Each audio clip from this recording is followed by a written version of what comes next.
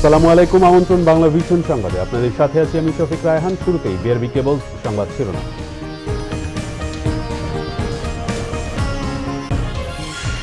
মগবাজারে বিস্ফোরণে নিহতের সংখ্যা বেড়ে 7। থামছে না স্বজনদের আহাজারি, মিলেছে হাইড্রোকার্বনের উপস্থিতি।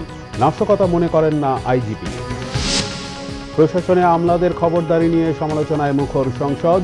করোনা পরিস্থিতি ও সরকারের বারবার সিদ্ধান্ত পরিবর্তনে ক্ষোভ।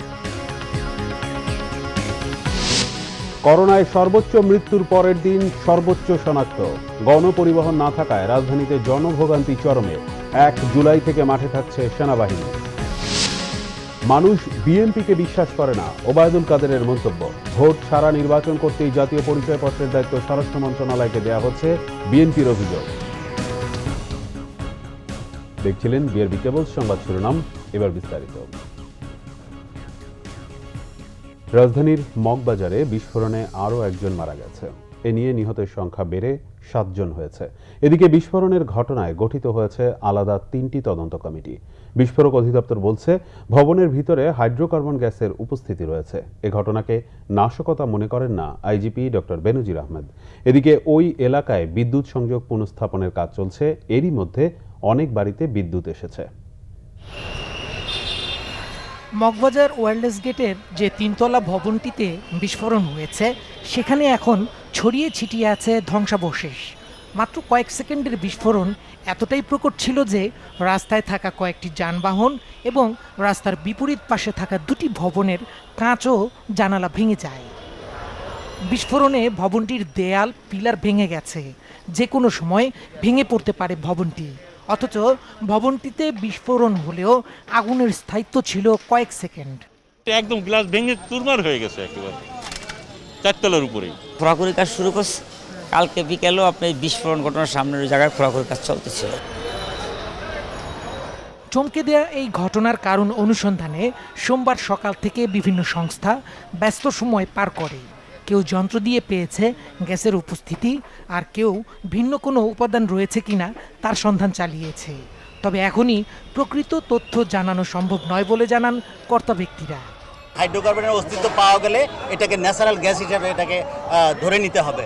ন্যাচারাল গ্যাস যেটা আমাদের সরকারিভাবে পাইপলাইনের মাধ্যমে কানেকশন করা হয়ে থাকে। এখানে ন্যাচারাল গ্যাস লিকেজের কোনো বিষয় থাকতে পারে। স্বাভাবিকভাবে একটা এক্সপ্লোশনের জন্য এত কিছু ক্ষয়ক্ষতি হতে পারে না। এক্সপিরিয়েন্সে যেটা দেখেছি বিভিন্ন জায়গায় তো এরকম হয়েছে, এটা একটু ডিফারেন্ট মনে হচ্ছে। ভবনটি এখন একেবারে ব্যবহারের অনুপযোগী।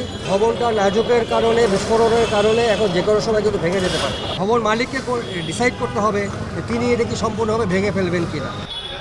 এদিকে ঘটনাস্থল পরিদর্শন করে আইজিপি জানালেন, বিস্ফোরণের জায়গায় বড় ধরনের একটা শকওয়েভ তৈরি হয়েছিল।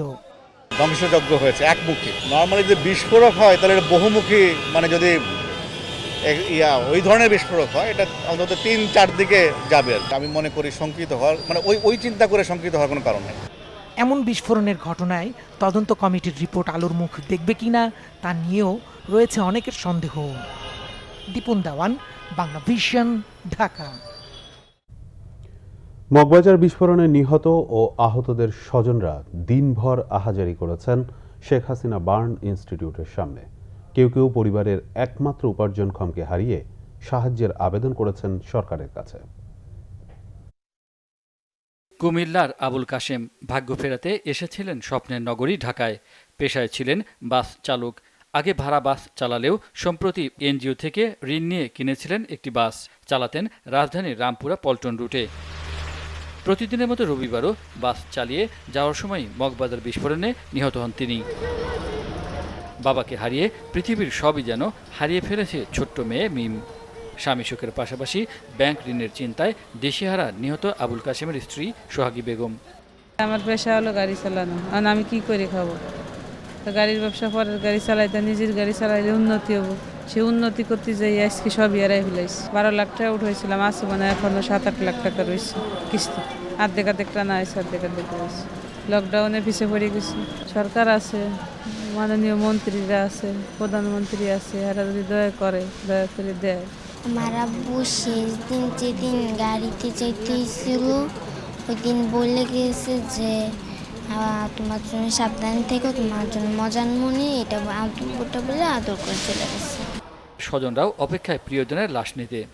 গাড়ি হোটেলের সামনে দাঁড়া করাইছিল, ওইখান থেকে বিস্ফোরণটা পড়ছে। পড়ার পরে উনি কথা বলতে পারে নাই, মেডিকেলে ওই জায়গায় মারা গেছে। লাশ দেওয়ার পরে আমরা লাশটা কুমিল্লা নিয়ে যাবো। এদিকে ডাক্তার সামন্তলাল সেন জানিয়েছেন, মগবাজারের ঘটনায় আহতদের সর্বোচ্চ চিকিৎসা সেবা নিশ্চিত করা হচ্ছে। বর্তমানে 5 জন আছে, তার মধ্যে 3 জন খুবই খারাপ অবস্থা, 3 জনেরই 90% বার্ন এবং তারা আইসিইউতে আছে, আর বাকি 2 জন আছে নর্মাল ওয়ার্ডে।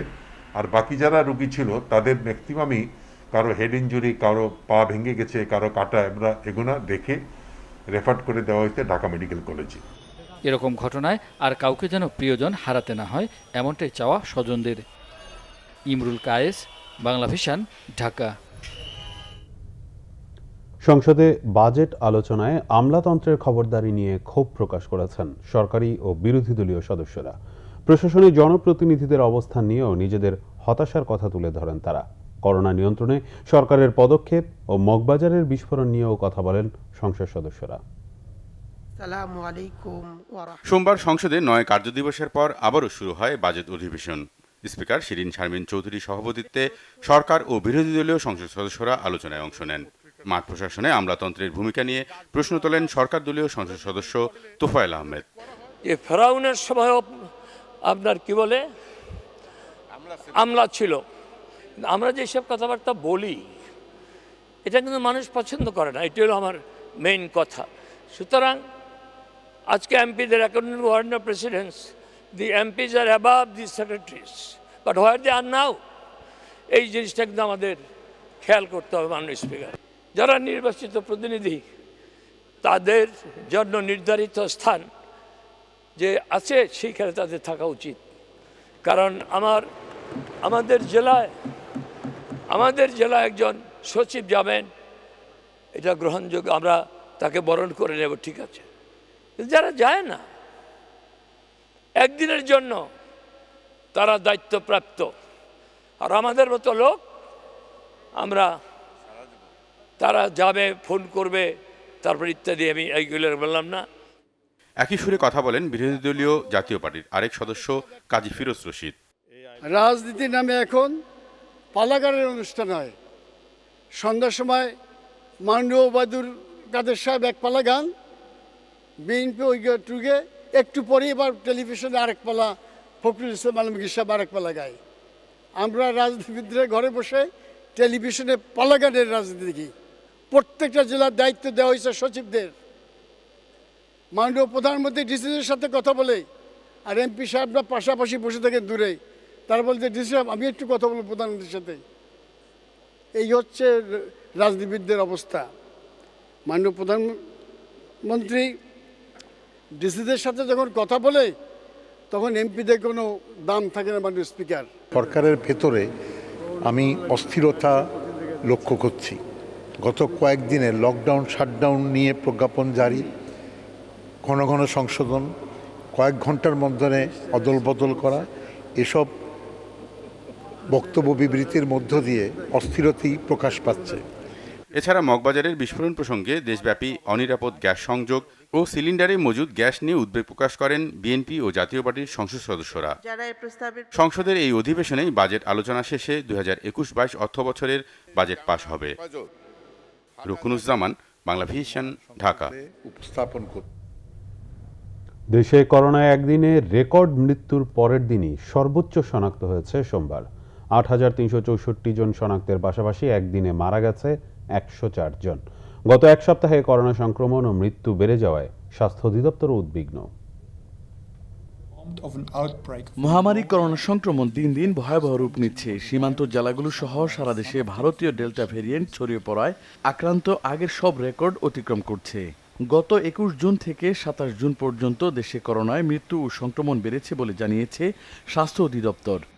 গোটা মে মাসে যেখানে আমরা 41,408টি পেশেন্ট পেয়েছি, সেখানে এই জুনে আজকে তারিখ পর্যন্ত 87,866 জন পেয়েছে। এখনো এই মাসের কয়েকটা দিনে বাকি আছে। আমরা হয়তো এপ্রিলে যে পরিমাণ সংখ্যক রোগী দেখেছিলাম, এই জুন মাসে হয়তো একই ধরনের সংখ্যক রোগী দেখতে পারবো। সোমবার স্বাস্থ্য অধিদপ্তরের প্রেস বিজ্ঞপ্তিতে জানানো হয়, দেশে করোনায় মৃত্যুর সংখ্যা আবারও ১০০ জন অতিক্রম করেছে।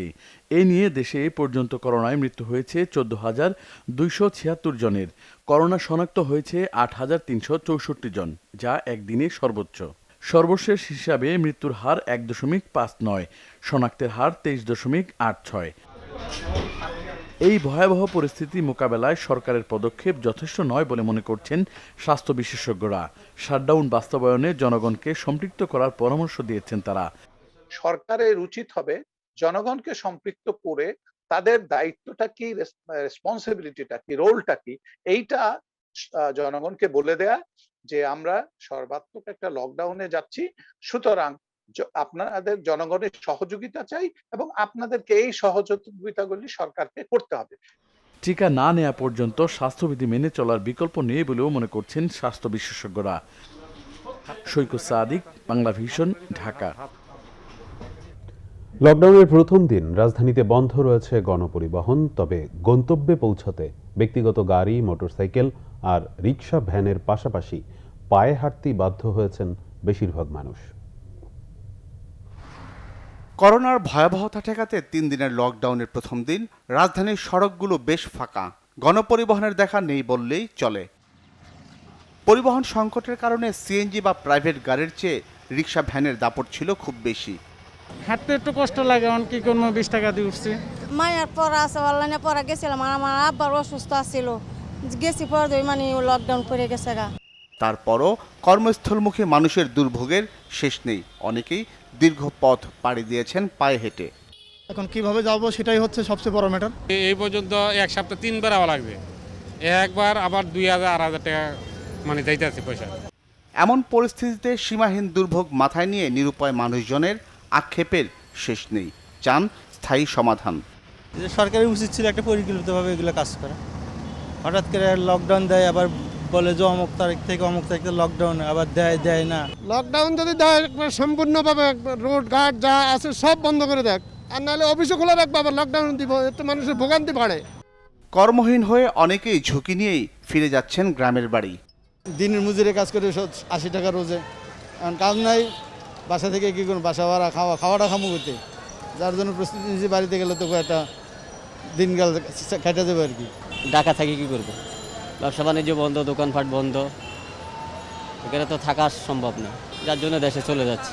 যে কোনো যান দেখলেই হুমড়ি খেয়ে পড়েন যাত্রীরা। এভাবে বেআইনি চলাচলে বাধ্য হয়েছেন অনেকেই, কিন্তু মাশুলও গুনতে হয়েছে কাউকে। কর্তৃপক্ষের নির্দেশ, কোনো পিকআপে যাত্রী বহন করা যাবে না, এই জন্য যাত্রী বহন করে উনি ফ্লাইওভার দিয়ে যাচ্ছিলেন, ওনাকে আটক করা হলে ওনাকে আইনগত ব্যবস্থা নেওয়া হবে। বিভিন্ন জায়গায় চেকপোস্ট বসিয়ে বেআইনি যান নিয়ন্ত্রণ করেছেন পুলিশ। মামলা বা জরিমানা নয়, উদ্দেশ্য সচেতনতা। যারা একদম অপ্রয়োজনে বের হয়েছে তাদেরকে আমাদের সিনিয়র অফিসাররা আছেন, মামলা দিচ্ছেন এবং জরিমানা করতেছেন। আর সাধারণ মানুষকে আমরা বোঝানোর চেষ্টা করতেছি আপনারা অপ্রয়োজনে ঘর থেকে যাতে না বের হয়। মোটরসাইকেলে 2 জনের চলাচলেও কঠোর ছিল আইনশৃঙ্খলা বাহিনী। সড়কে গণপরিবহন চলাচল বন্ধ থাকলেও এতটুকু কমেনি যাত্রী সংখ্যা। ফলে গন্তব্যে পৌঁছাতে রিক্সা, ভ্যান, এমনকি পায়ে হেঁটে মাইলের পর মাইল পাড়ি দিয়েছেন অনেকেই। এমন ভোগান্তি বন্ধে সরকারের এই সহযোগিতা চান তারা।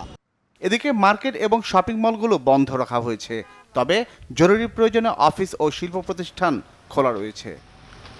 জিয়া খান, বাংলা ভিশন, ঢাকা। রাজধানীর বাইরেও ঢিলেঢালাভাবে শুরু হয়েছে লকডাউনের প্রথম দিন। স্বাস্থ্যবিধির তোয়াক্কা না করে নানা অজুহাতে বাইরে বের হচ্ছেন সাধারণ মানুষ। সোমবার সকাল থেকে গাজীপুরে ঢাকা টাঙ্গাইল ও ঢাকা ময়মনসিংহ মহাসড়কে কিছু গণপরিবহন চলছে। লেগুনা ব্যাটারি চালিত অটোরিকশাও চলাচল করছে। স্বাস্থ্যবিধির তোয়াক্কা না করে এগুলোতে গ্রামমুখী শহরের মানুষ। আমরা সব আতঙ্কের ভিতরে আছি যে আমরা বৃহস্পতিবার যেতে পারবো কিনা, সেই জন্য আমরা আগে থেকেই ঢাকা ত্যাগ করতে চেষ্টা করতেছি। লকডাউন যদি সরকার সেভাবে দিত যে সবকিছু বন্ধ, তাহলে আমাদের যাইতে হইতো না।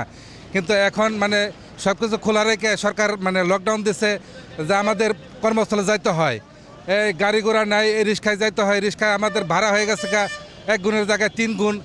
বরিশালের সকল রুটে পণ্যবাহী যানবাহন ও রিক্সা ছাড়া সব গণপরিবহন বন্ধ। পায়ে চালিত রিক্সা ব্যতীত সকল প্রকার যানবাহন চলাচল বন্ধ থাকিবে। লকডাউন কার্যকরে নাটোর শহরের বিভিন্ন প্রবেশ মুখে চেকপোস্ট বসিয়েছে পুলিশ। চলছে ভ্রাম্যমাণ আদালতের অভিযানও। কুষ্টিয়া শহরের বিভিন্ন মোড়ে বসানো হয়েছে চেকপোস্ট। করোনার সংক্রমণ ও মৃত্যুর মিছিলেও স্বাস্থ্যবিধির তোয়াক্কা নেই সাধারণ মানুষের। সাতক্ষীরায় চলছে ঢিলেঢালা লকডাউন। হাটবাজারগুলোতে মানুষের গাদাগাদি। শহরে পুলিশের তৎপরতা থাকলেও তাদের সাথে লুকোচুরি খেলছে সাধারণ মানুষ। দিনাজপুরে করোনার ভয়াবহতায়ও সচেতনতা নেই মানুষের মাঝে। পাবনায় বন্ধ রয়েছে গণপরিবহন, চলছে ব্যক্তিগত গাড়ি ও রিক্সা। Banglavision news desk. আতঙ্কিত না হয়ে চলমান বিধিনিষেধের পর করোনা মোকাবেলায় 1 জুলাই ভোর 6টা থেকে 7 জুলাই রাত 12টা পর্যন্ত আসছে কঠোর লকডাউন। লকডাউন কার্যকর করতে পুলিশ ও বিজিবির পাশাপাশি টহলে থাকবে সেনাবাহিনীও, জানিয়েছেন মন্ত্রিপরিষদ সচিব খন্দকার আনোয়ারুল ইসলাম। তিনি জানান, এবার লকডাউনে কোনো মুভমেন্ট পাস থাকছে না। শিল্প কারখানা সহ সব বিষয়ে কাল প্রজ্ঞাপনে জানা যাবে। প্রধানমন্ত্রী শেখ হাসিনার সভাপতিত্বে মন্ত্রিসভার বৈঠকের পর সচিবালয়ে মন্ত্রিপরিষদ সচিব আরও জানান, মহাসড়ক আইনের খসড়ার চূড়ান্ত অনুমোদন দেওয়া হয়েছে মন্ত্রিসভায়। সড়কের বিধি ভঙ্গ করলে 2 বছরের জেল এবং সর্বোচ্চ 5 লাখ টাকা জরিমানার বিধান রাখা হয়েছে নতুন এই আইনে। বৈঠকে বিশেষ নিরাপত্তা বাহিনী আইনের খসড়ারও চূড়ান্ত অনুমোদন দেওয়া হয়। এর আগে সকাল 10টায় জাতীয় সংসদ ভবনের মন্ত্রিপরিষদ কক্ষে বৈঠক অনুষ্ঠিত হয়। মন্ত্রিপরিষদ সচিব জানান, করোনা মোকাবেলায় সীমান্তবর্তী জেলাগুলোতে সরকারের পদক্ষেপে ইতিবাচক ফল আসছে। কিছু বাস্তব কারণের জন্য 30 তারিখ পর্যন্ত আমরা করতে পারছি না। 1 তারিখ ভোর 6টার থেকে আমরা 7 তারিখ রাত 12টা পর্যন্ত খুব স্ট্রিক্ট ভিউতে যাচ্ছি আমরা। আর্মি, বিজিবি, ব্যাটালিয়ন, পুলিশ তারা সবাই টহলে থাকবে এবং তাদেরকে যথাসম্ভব যতটুকু সম্ভব যা দরকার সব প্রয়োজনীয় ব্যবস্থা নিতে তাদেরকে অথরিটি দেওয়া হয়েছে, বলা হয়েছে, এবং যাতে কোনোভাবে মানুষ লকডাউন যেন ম্যাসিভভাবে ব্রেক করতে না পারে। এবার মুভমেন্ট পাস থাকবে না, নিষেধ করে কেউ বেরোতে পারবে না পরিষ্কার কথা। আওয়ামী লীগ পালিয়ে যাওয়ার দল নয়, এ দলের শিকড় দেশের মাটির অনেক গভীরে, বলেছেন দলের সাধারণ সম্পাদক ওবায়দুল কাদের। সচিবালয় ব্রিফিংয়ে তিনি কথা বলেন। সড়ক পরিবহন ও সেতুমন্ত্রী ওবায়দুল কাদেরের সাথে সচিবালয়ে সৌজন্য সাক্ষাৎ করেন ভারতের হাইকমিশনার বিক্রম কুমার দোরাইস্বামী। পরে ব্রিফিংয়ে তিনি বলেন, জনগণের সম্পদ লুট করা বিএনপি পলায়নপরায়ণতার রাজনীতিতে অভ্যস্ত। বিএনপির মুখোশ উন্মোচন হওয়ায় সাম্প্রতিক নির্বাচনগুলোতে তাদের ভরাডুবি ঘটেছে। দলটির অপরাজনীতি এখন মানুষের কাছে স্পষ্ট। দেশের মানুষ এখন আর বিএনপিকে বিশ্বাস করে না বলে মন্তব্য করেন তিনি। এদিকে তথ্য ও সম্প্রচার মন্ত্রী ডক্টর হাসান মাহমুদ বলেছেন, দলের ভারপ্রাপ্ত চেয়ারম্যান পলাতক বলেই বিএনপি মহাসচিবের মনে পলায়ন শব্দটি ঘুরপাক খায়। মগবাজারের দুর্ঘটনার মধ্যেও বিএনপি রাজনীতি নিয়ে আসার সমালোচনাও করেন তিনি। বিএনপি মহাসচিব মির্জা ফখরুল ইসলাম আলমগীর বলেছেন, জাতীয় ঐক্য গড়ে তুলে গণ অভ্যুত্থানের মাধ্যমে সরকারের পতন ঘটানো হবে। দলের অন্য নেতাদের অভিযোগ, জনগণের ভোট ছাড়া আবারও একতরফা নির্বাচন করতে জাতীয় পরিচয়পত্র নির্বাচন কমিশন থেকে স্বরাষ্ট্র মন্ত্রণালয়ের হাতে দেওয়ার সিদ্ধান্ত নিয়েছে সরকার। এক ভার্চুয়াল আলোচনা সভায় একথা বলেন তারা। জাতীয় পরিচয়পত্রের বিষয়াল কর্মযজ্ঞ নতুন করে করতে গেলে মানুষ একটা ক্ষতিগ্রস্ত হবে নিঃসন্দেহে, এবং এটি হবে একটি পক্ষপাতমূলক জাতীয় পরিচয়পত্র নতুন করে যদি করতে হয়। ভুয়া ভোটার বাড়বে অথবা বাড়ানোর সম্ভাবনা রয়েছে। যেহেতু ভোটার হতে এনআইডি বাধ্যতামূলক হবে, কাজেই আওয়ামী লীগ তাদের হাতে থাকা তালিকা ধরেই এনআইডি দেবে। ফলে চিহ্নিত ভোটারদের এনআইডি সহজ হবে এবং ভিন্ন রাজনৈতিক মতাদর্শীদেরকে নানাভাবে ভোগান্তিতে পড়তে হবে। জনগণের ভোট ছাড়া ক্ষমতায় থাকতে হয়, তাইলে নূতন কৌশল, আমি মনে করি এইটা সেই নূতন কৌশলেরই একটা বড় ধরনের তাদের এটা অস্ত্র, যে এই আইডি কার্ডটা স্বরাষ্ট্র মন্ত্রণালয়ের অধীনে নিয়ে আগামী নির্বাচনে এই আইডি কার্ডের মাধ্যমে পুরা নির্বাচন প্রক্রিয়াকে কন্ট্রোল করা। এবার আগের রাত্রে ডাকাতি করা শোভন হবে না বলে দিনেই তারা করতে চায়। আওয়ামী লীগ আজকে একদলীয় শাসন ব্যবস্থা প্রতিষ্ঠা করবার জন্য জনগণের সঙ্গে বিশ্বাসঘাতকতা করে পুরো রাষ্ট্রের কাঠামোটাকেই পরিবর্তন করে দিচ্ছে। বাংলাদেশের মানুষের সামনে কোনো বিকল্প নেই এই ভয়াবহ ফ্যাসিস্ট সরকারকে সরিয়ে সত্যিকার অর্থেই একটা জনগণের সরকার প্রতিষ্ঠা করা। আর সেই জন্যই আজকে যেটা সবচেয়ে বড় প্রয়োজন সেটা হচ্ছে যে ঐক্য, জনগণের ঐক্য, সমস্ত রাজনৈতিক শক্তিগুলোকে ঐক্যবদ্ধ করে একটা গণ আন্দোলনের মধ্য দিয়ে, একটা অভ্যুত্থানের মধ্য দিয়ে এই সরকারের পতন ঘটিয়ে সত্যিকার অর্থেই জনগণের একটি সরকার প্রতিষ্ঠা করতে হবে।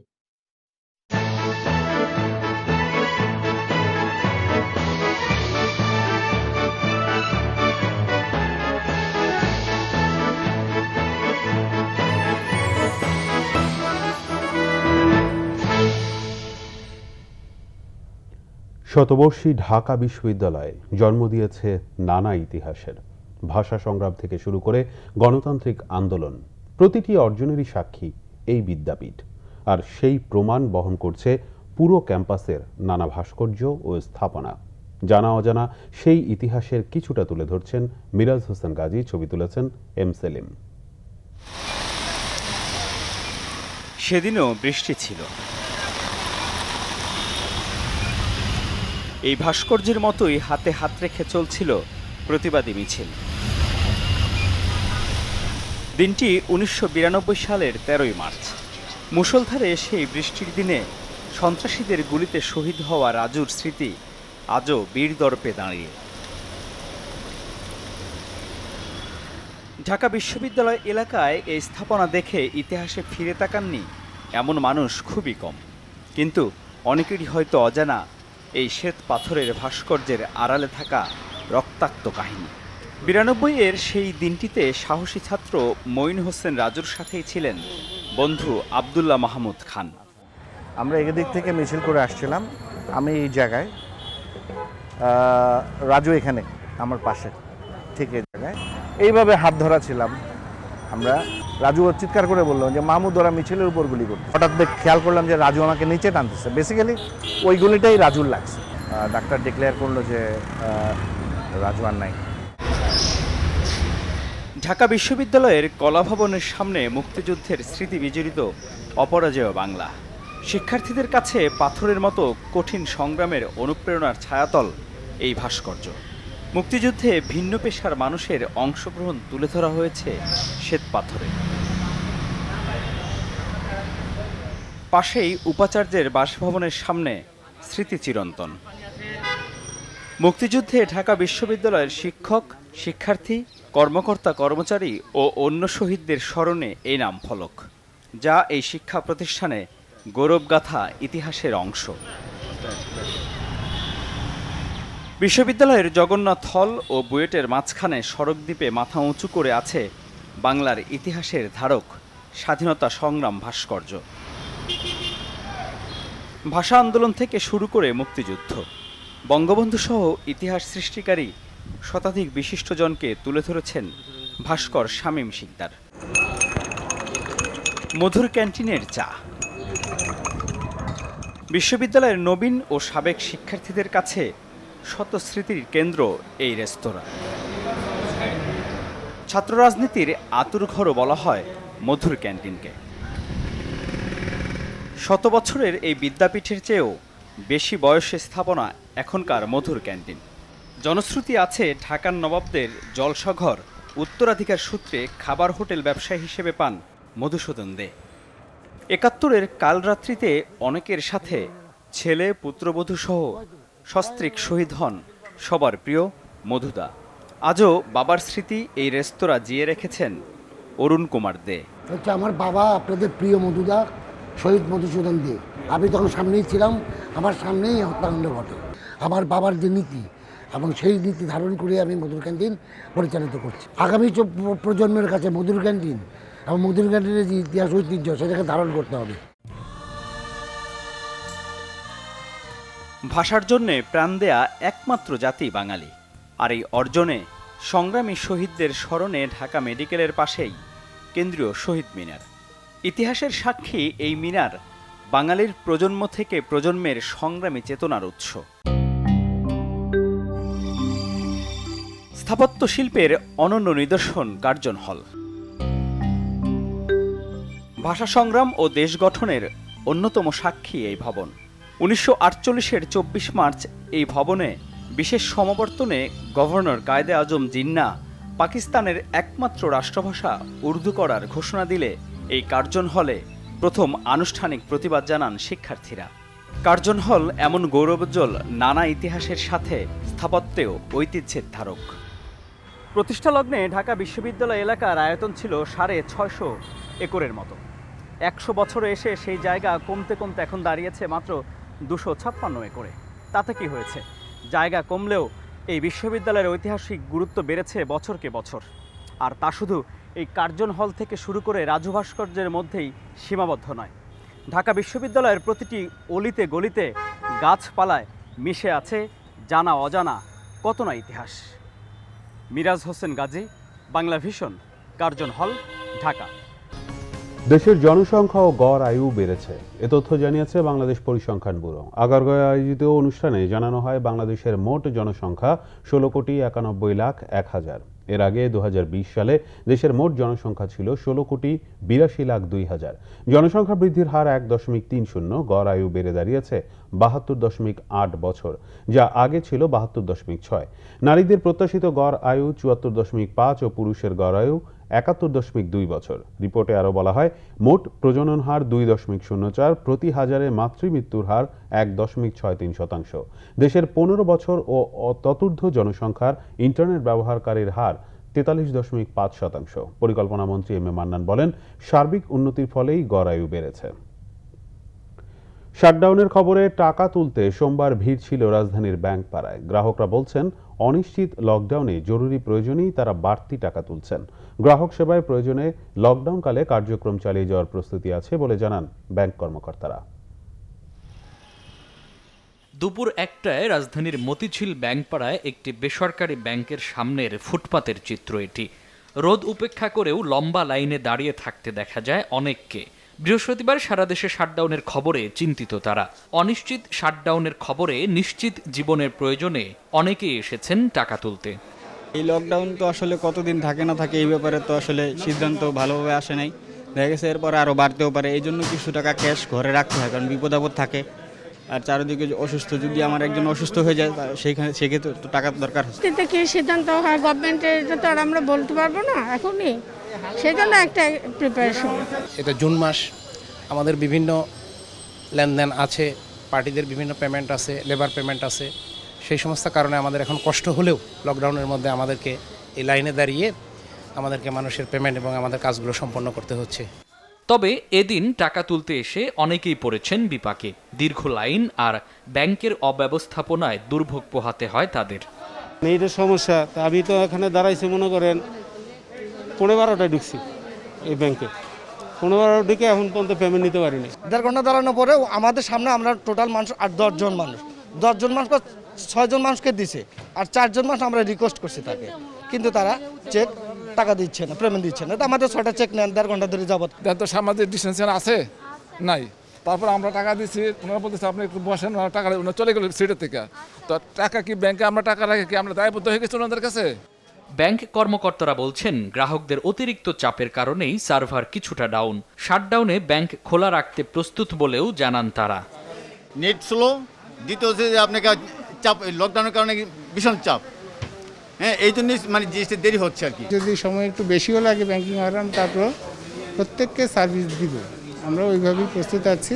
ইনশাল্লাহ আমাদের এখানে সমস্যা নেই সার্ভিসের ক্ষেত্রে কোনো। আগামী বৃহস্পতিবার থেকে ব্যাংক লেনদেনের নতুন নির্দেশনা আসতে পারে বলে জানিয়েছেন Bangladesh bank. Mamun Abdullah, Bangla vision, Dhaka.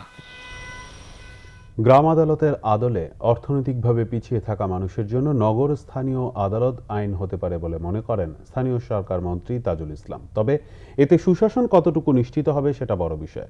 Citizen platform for SDG আয়োজিত নগর আদালত আইন প্রস্তাবিত রূপরেখা এবং বাস্তবায়নের সম্ভাবনা বিষয়ক অনলাইন আলোচনায় মন্ত্রী কথা বলেন।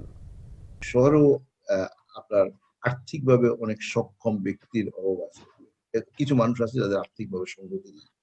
এই মানুষগুলাও যদি এরকম গ্রামীণ আদালতের আদলে যদি একটা নগর আদালত যদি করা যায়, তো সেক্ষেত্রে আমি জানি না আপনার নামকরণ কিভাবে করবেন। যেমন আমার কাছে মনে হচ্ছে নগর স্থানীয় আদালত আইন এরকমও যদি করা যায়। এখানে এখন আসলে বড় চ্যালেঞ্জটা হলো, জায়গাটা হলো যে সুশাসন। ঢাকা দক্ষিণ সিটি কর্পোরেশনের সাবেক মেয়র সাইদ খোকন ও তার পরিবারের 3 সদস্যের মোট 8টি ব্যাংক হিসাব জব্দের নির্দেশ দিয়েছেন আদালত। রোববার দুর্নীতি দমন কমিশন দুদকের আবেদনের প্রেক্ষিতে আদেশ দেন ঢাকা মহানগর সিনিয়র স্পেশাল জজ KM ইমরুল কায়েস। দুদকের আদালত পরিদর্শক আমিনুল ইসলাম গণমাধ্যমকে তথ্য নিশ্চিত করেন। ব্যাংক হিসাব জব্দের আবেদনে বলা হয়, ওই হিসাবগুলোতে অস্বাভাবিকভাবে বিপুল অর্থ লেনদেন করা হয়েছে, আর এ বিষয়ে সুষ্ঠু তদন্তের প্রয়োজনে অ্যাকাউন্ট থেকে যাতে কোনো অর্থ উত্তোলন ও স্থানান্তর করা না যায় তা নিশ্চিতে জরুরি ভিত্তিতে হিসাব জব্দ করা প্রয়োজন। জব্দকৃত ব্যাংক হিসাবগুলোর মধ্যে সাইদ খোকনের ব্যবসা প্রতিষ্ঠানের নামে 3টি, আর বাকিগুলি তার মা, স্ত্রী ও বোনের নামে। ভারতীয় বিমান বাহিনী প্রধান air chief marshal Rakesh Kumar Singh Bhadauria বলেছেন, বাংলাদেশের সুবর্ণ জয়ন্তীতে এসে দুই বিমান বাহিনীর সম্পর্ক নতুন উচ্চতায় পৌঁছেছে। ৭৮তম বাফা কোর্সের সমাপনী কুচকাওয়াজে এসব কথা বলেন তিনি। যশোর বিমান বাহিনী প্রশিক্ষণ একাডেমিতে বৈমানিকদের মনোমুগ্ধকর ফ্লাই পাস্ট। আকাশে বর্ণিল রঙের ছটা ছড়িয়ে বিমান বাহিনীর সদস্যদের এমন দৃষ্টিনন্দন উপস্থাপনা। বাংলাদেশ বিমান বাহিনীর ৭৮তম বাফা কোর্সের কমিশন প্রাপ্তি উপলক্ষে রাষ্ট্রপতি কুচকাওয়াজে অংশ নেন ক্যাডেট অফিসাররা। এ সময় কুচকাওয়াজ পরিদর্শন ও অভিবাদন গ্রহণ করেন ভারতীয় বিমান বাহিনী প্রধান। পরে ক্যাডেট অফিসারদের মাঝে পদক তুলে দেন অতিথিরা। সোর্ড অফ অনার আমাদের সকলের জন্য একটি সম্মান ও গৌরবের প্রতীক। এই সোর্ড অফ অনার অর্জনের মাধ্যমে আমি নিজেকে অনেক সৌভাগ্যবান মনে করছি। আমি এখানে 3 বছর ট্রেনিং করার পরে মনে করি যে বাংলাদেশের যে কোনো মেয়ের জন্য বিমান বাহিনী একটি নির্ভরযোগ্য কর্মক্ষেত্র। প্রধান অতিথির বক্তব্যে ভারতীয় বিমান বাহিনীর প্রধান air chief marshal Rakesh Kumar Singh বলেছেন, দুই দেশের বিমান বাহিনীকে আরো আধুনিক করতে আন্তঃসম্পর্ক উন্নয়নে কাজ করছে তার সরকার। Bangladesh and India share the 5th longest international land boundary, and our relations are anchored in history, culture, language and shared democratic values. ৭৮তম বাফা কোর্সের ২৬ জন ক্যাডেট কমিশন প্রাপ্ত হন। বাংলাদেশ বিমান বাহিনীর ৭৮তম বাফা লং কোর্সের সমাপনী কুচকাওয়াজ অনুষ্ঠিত হয়েছে বিমান বাহিনী প্রশিক্ষণ একাডেমিতে। বাংলার আকাশ রাখিব মুক্ত এই স্লোগানকে বুকে ধারণ করে দেশ রক্ষায় শপথ নিয়েছেন কমিশন প্রাপ্ত এইসব অফিসাররা। মুহিবুল্লাহ মুহিব, বাংলা ভিশন, যশোর। চট্টগ্রামের মিরসরাইয়ে এক তরুণকে পিটিয়ে হত্যার ঘটনায় ওয়ার্ড কাউন্সিলর শাখের ইসলামকে গ্রেফতার করেছে পুলিশ। সোমবার ভোরে মিরসরাই পৌরসভার একটি বাসা থেকে তাকে গ্রেফতার করা হয়। শনিবার বিকেলে কাউন্সিলর শাখের তার বাসার একটি কক্ষে দলবল নিয়ে পিটিয়ে হত্যা করে আজিম হোসেন নামে এক তরুণকে। খবর পেয়ে পুলিশ আজিমের মরদেহ ও রক্তমাখা কিছু আলামত জব্দ করে। রাতেই আজিম হোসেনের বাবা আব্দুল বাতেন ওয়ার্ড কাউন্সিলর শাখের ইসলামকে প্রধান আসামি করে 4 জনের বিরুদ্ধে হত্যা মামলা করেন।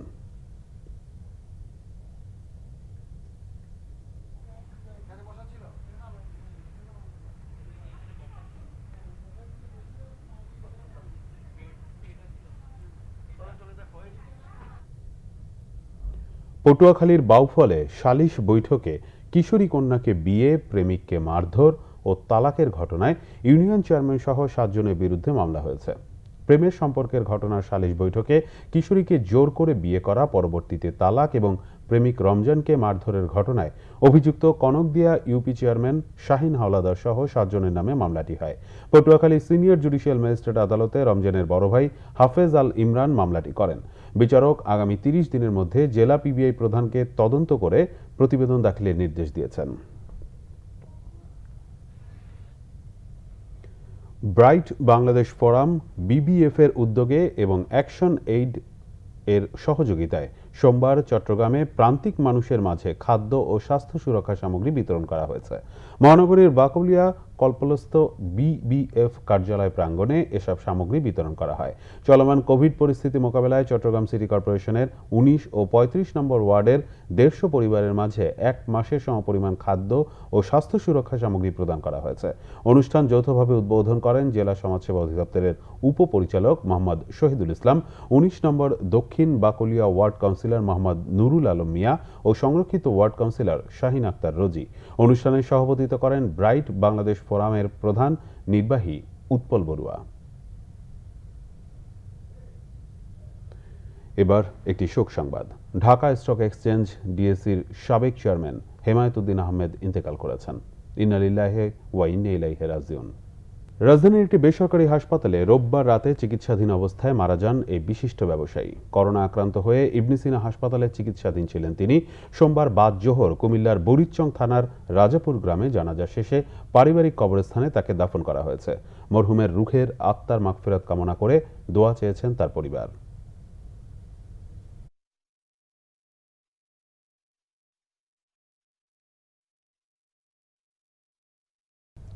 সংবাদ শেষ করব, বিআরবি কেবল শিরোনামগুলো আরেকবার জানিয়ে। মগবাজারে বিস্ফোরণে নিহতের সংখ্যা বেড়ে 7, থামছে না স্বজনদের আহাজারি, মিলেছে হাইড্রোকার্বনের উপস্থিতি, নাশকতা মনে করেন না আইজিপি। প্রশাসনে আমলাদের খবরদারি নিয়ে সমালোচনায় মুখর সংসদ, করোনা পরিস্থিতি ও সরকারের বারবার সিদ্ধান্ত পরিবর্তনে ক্ষোভ। করোনায় সর্বোচ্চ মৃত্যুর পরের দিন সর্বোচ্চ শনাক্ত, গণপরিবহন না থাকায় রাজধানীতে জনভোগান্তি চরমে। 1 জুলাই থেকে মাঠে থাকছে সেনাবাহিনী। মানুষ বিএনপিকে বিশ্বাস করে না, ওবায়দুল কাদেরের মন্তব্য।